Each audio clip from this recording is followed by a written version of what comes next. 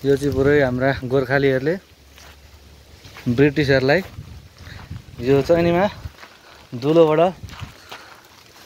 बन्दुकले हानेर उडाएका।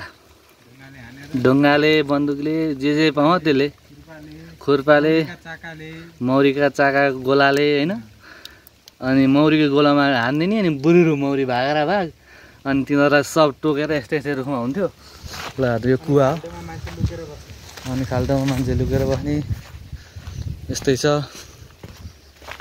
ल हेर्नु त बाबा यस्तो छ है, यस्तो दुलो छ। ल हेर्नु पहिल्यैको प्राचीन कालदेखिको हाम्रो गोर्खालीहरूले ब्रिटिसलाई चैनीमा यस्तो दुलोबाट हानेर मारेका। ल सो गाइज यस्तै राम्रो राम्रो दृश्य अझै देखाउँछु है। थम्चे गाइज म चाहिँ यहाँ छु है, रमाइलो छ।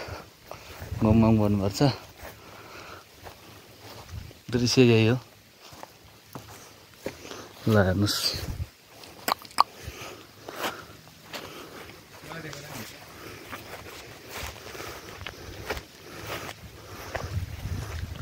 चट्टै रुखमा चट्ट होइन। हाम्रो दोस्त पनि आउनु भएको छ, रमाइलो छ होइन। मजै छ है। मौसम पनि आज एकदम कुल छ है, सुहाना मौसम पुरै हुस्सेले भरिएको छ। हेर्नु गाइज हामी दुईटा थिट्टा पुरै हामी यहाँ आएको छौँ है भाइ। गाइज अरू कोही छैन, अरू पनि ठाउँ हामी देखाउँछौँ अझै होइन, राम्रो राम्रो कुराहरू त हेर्दै हुनु गाइजहरूलाई। ल बाई गाइज, बाई दर्शन नमस्ते।